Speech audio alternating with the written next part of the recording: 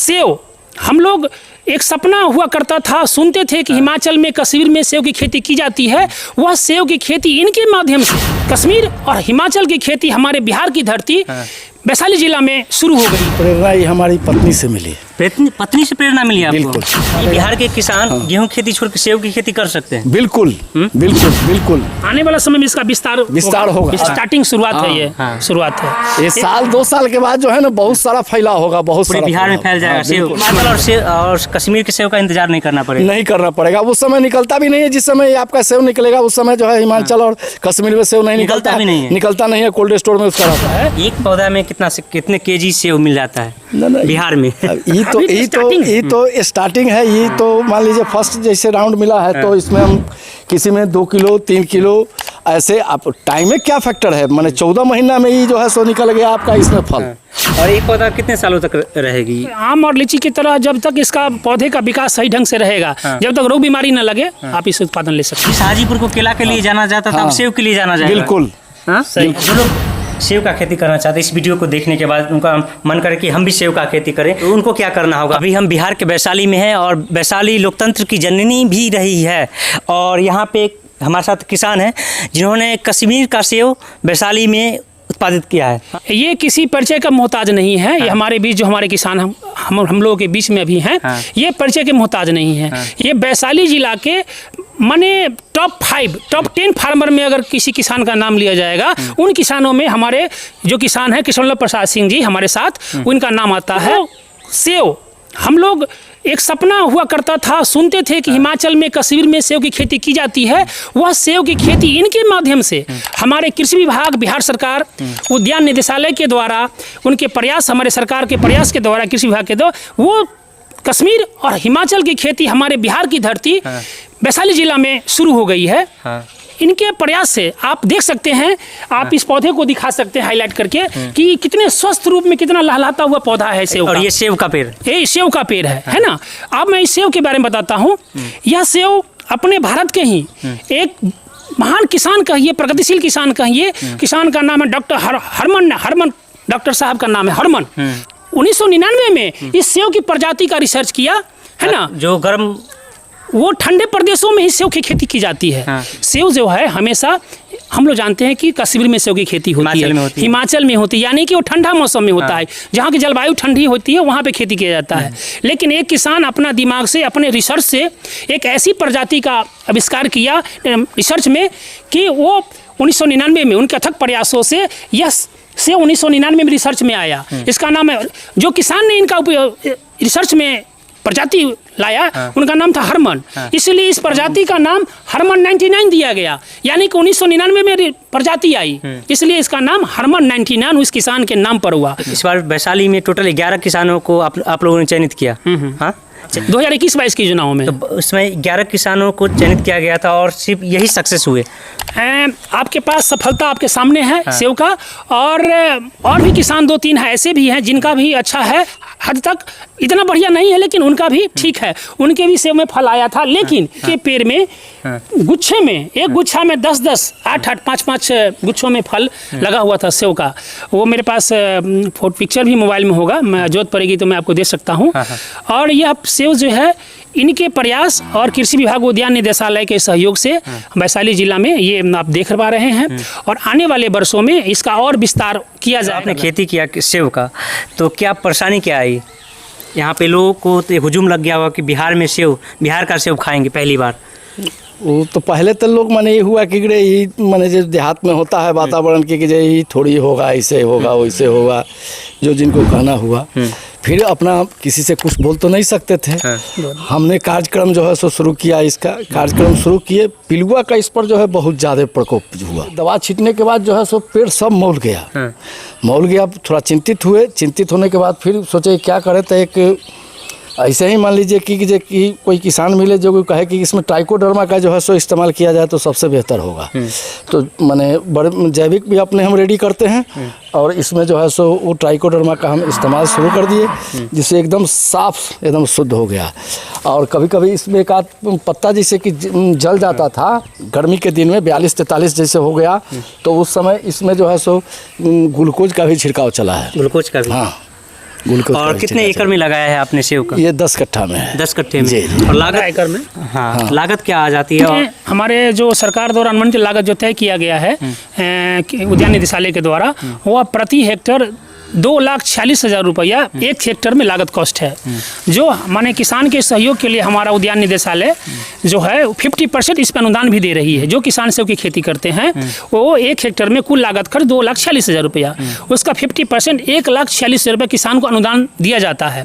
अनुदान जो है वह 3 किस्तों में दिया जाता है। प्रथम किस्त प्रथम वर्ष 60%, द्वितीय वर्ष 20%, फिर तृतीय वर्ष 20%, कुल इस मिलाकर के 1,46,000 रुपया अनुदान 3 किस्तों में हमारा विभाग उद्यान निदेशालय के द्वारा किसानों को दिया जाता है। प्रथम किस्त की राशि इनको मिल चुका है, अभी द्वितीय किस्त की राशि इस वर्ष अभी दिया जाएगा। अभी यह सेव की खेती जो है मैं बता दूं, ये दिसंबर से फरवरी के महीने में इसका पौधा प्लांटिंग किया जाता है, पौधे लगाए जाते हैं और मार्च के समय में इसका फूल आना शुरू होता है और जून से जुलाई तक इसका फल जो है वो पूर्णतः खाने लायक पक करके माने जो हमारे आपके उपयोग के लायक तैयार हो जाता है जून से जुलाई तक। हाँ, और लगाने का समय ये दिसंबर से फरवरी तक।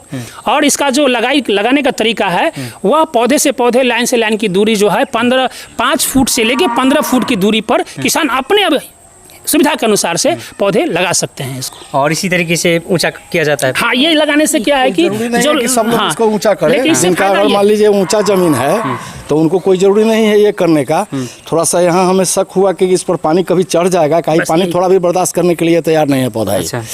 तो हम इसको जो है सो देखे कि कुछ इसका सुरक्षा के हिसाब से उस तरह का इसको हम 2 फीट का जो है सो इसको हमने ये किया। हाँ। और कितना पौधा मिला था आपको? 105 पौधा मिला। 105 पौधा।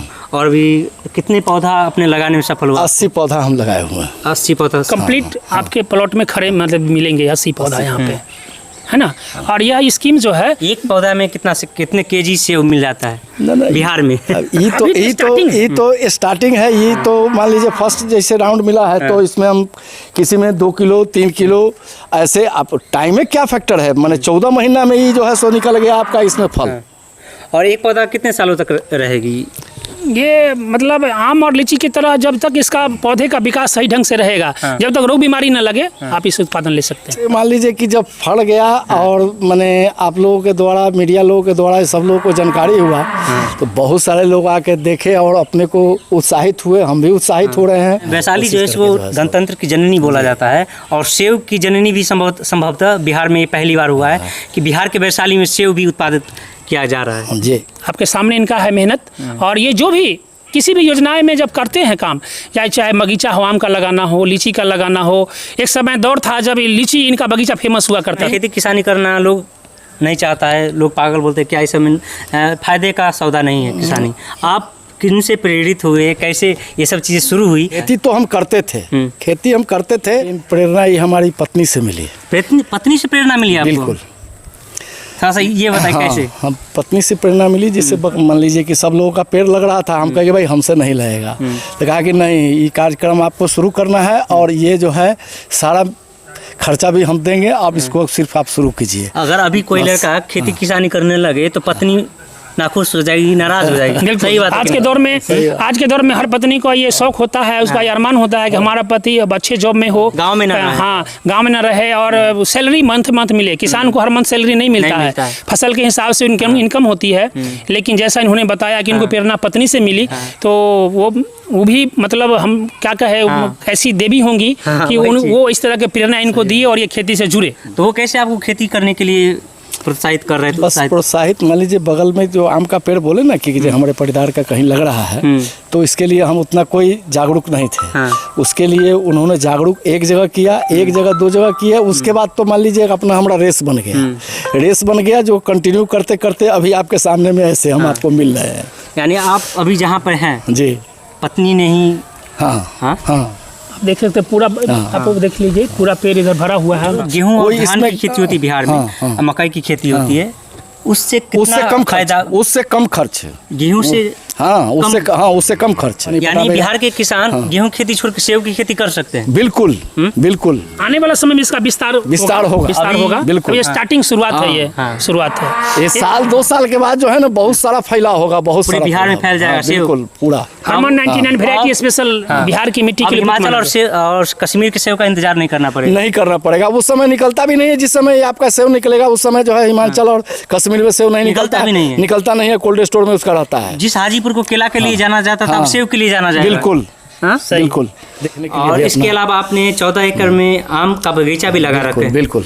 नींबू भी लगा रखे हैं। खाद का इस्तेमाल नहीं करते, जैविक खाद का इस्तेमाल करते हैं हम। कोई यूरिया और कोई वो चीज नहीं, कुछ नहीं। खेती किसानी करके कितने लोगों को आपने रोजगार दिया है? हम कम से कम 10 आदमी को जो है डेली कार्यक्रम कराते हैं उनसे सालों भर। उसके बाद जो है जो ज़रूरत हो उनके मुताबिक उनको सारा चीज़ का मेंटेन भी करते हैं। किसान बिहार में कोई उद्योग धंधा नहीं है, तो क्या किसान बिहार का एक स्तंभ बन सकता है जो बिहार को आगे बढ़ने में, अग्रिम राज्य बनने में सहायक हो? बिल्कुल।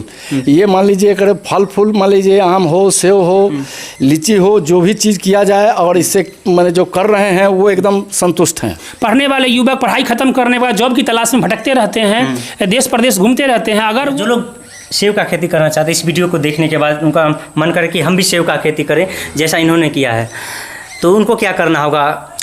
हाँ, जैसे आपके माध्यम से किसान को न्यूज़ फैलेगा, जानकारी पहुंचेगी कि सेब की खेती हो रही है वैशाली जिला में, अनेकों जिलों में। तो किसान अगर चाहे योजना का लाभ लेने के लिए सर्वप्रथम उनको अपने जिला के सहायक निदेशक उद्यान महोदय से संपर्क करना चाहिए।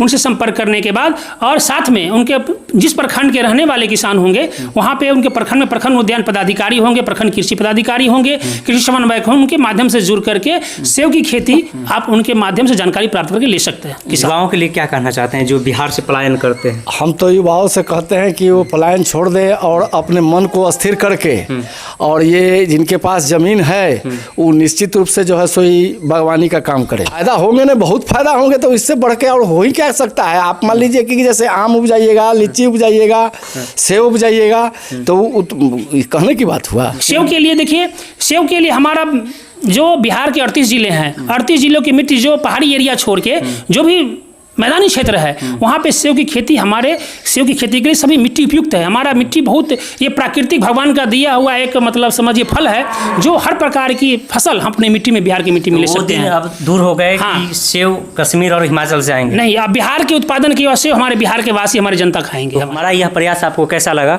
और ये जो किसान हैं वाकई में एक मिसाल है पूरे बिहार वासियों के लिए। जो लोग पहली बार जुड़े हैं इस वीडियो के माध्यम से हमारे चैनल पे, तो चैनल को सब्सक्राइब कर लीजिए और इस वीडियो को ज़्यादा से ज़्यादा शेयर कीजिए, ताकि जो लोग किसानी छोड़ के अब बिहार से बाहर पलायन कर रहे हैं और बिहार को मजदूरों का राज्य एक तरीके से बना दिया गया है, मजदूर ना बन के मालिक बने।